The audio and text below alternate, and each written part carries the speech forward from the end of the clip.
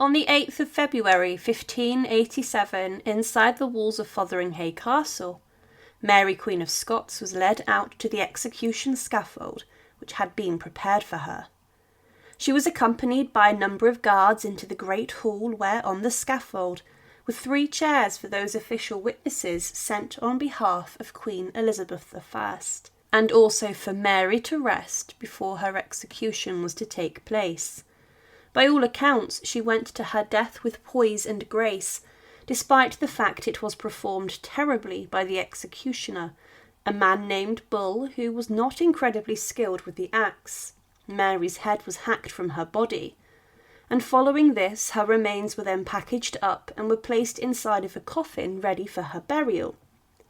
But this would take place many months later, as following being embalmed, her remains were left inside of a present chamber, inside the very castle where she died, whilst decisions were being made as to what to do with her. But the first burial site of Mary would not be her last, as she is today buried inside of Westminster Abbey in a huge tomb, which is incredible in its design, and it sits above the burial vault where she is interred, alongside many other members of the Scottish royal family. Mary's execution didn't go well. The first swing of the axe crashed down towards her neck and startled Mary and embedded in her head, and this may have killed her, such was the violence of the blow, but then a second blow came down and almost separated her neck from her body. The executioner then used his axe to saw through her neck, and finally the executioner performed the job, and he held Mary's head up to the crowd who were gathered to witness, and when he did this, Mary's wig slipped off of her head, and her head then dropped onto the floor. It was a terrible way for the former Queen of Scotland to go, being condemned by her cousin Elizabeth I, and it was a brutal execution that did not go well. But after this execution, Elizabeth I greatly regretted signing her death warrant, and she later believed that this would prevent her from getting into heaven. Mary's remains were then gathered up and were placed into a coffin, and inside a different room within Fotheringhay Castle, the embalmers went to work preparing her remains for burial.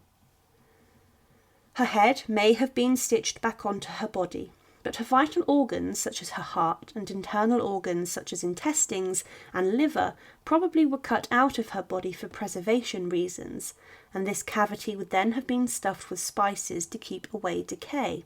However, Elizabeth I was greatly upset by the execution, and this led to a delay with her burial, and different officials tried to think of a place suitable to bury a Queen of Scotland who had been condemned to death for treason, and the worry was that her body would be dug up and then venerated as a martyr for the Catholic faith, which was in England, during Elizabeth I's reign, considered the enemy religion.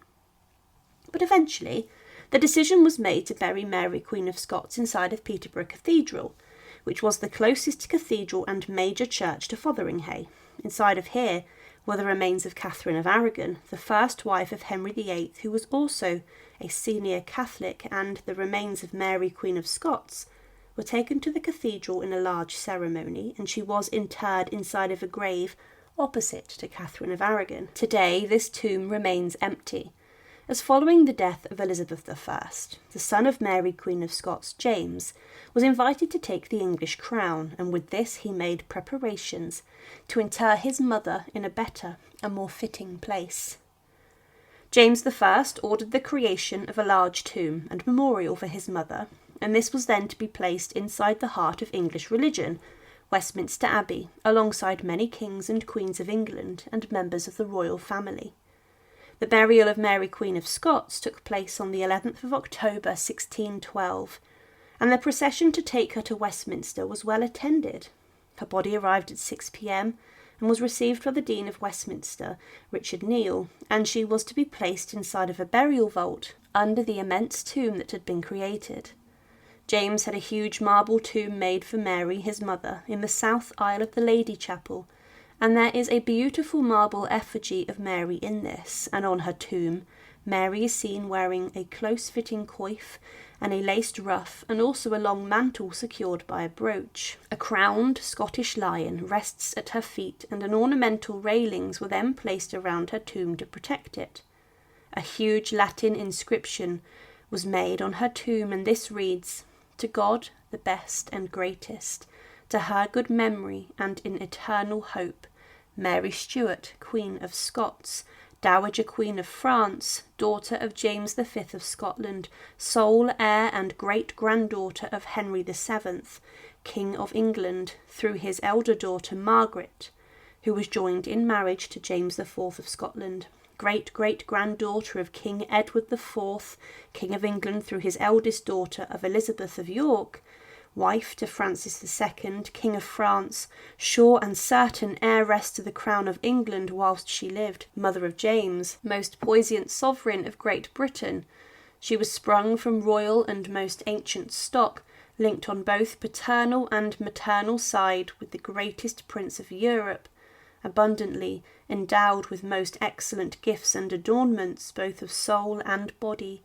Yet such are the manifold changes of human fortune, that after she had been detained in custody for more or less 20 years, and had courageously and vigorously, but vainly, fought against the obloquies of her foe, the mistrust of the faint-hearted, and the crafty device of her mortal enemies, she was at last struck down by the axe, an unheard of precedent, outrageous to royalty, and despising the world, conquering death, the executioner being wearied, commending to Christ her Saviour the salvation of her soul.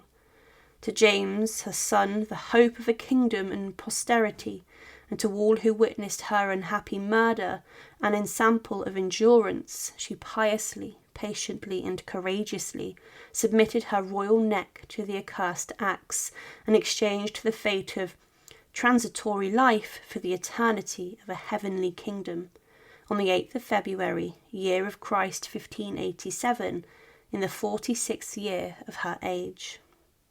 The tomb continues to speak about her execution and the brutality of it, and it claimed that conquered she was unconquerable, nor could the dungeon detain her, slain yet deathless, imprisoned yet not a prisoner.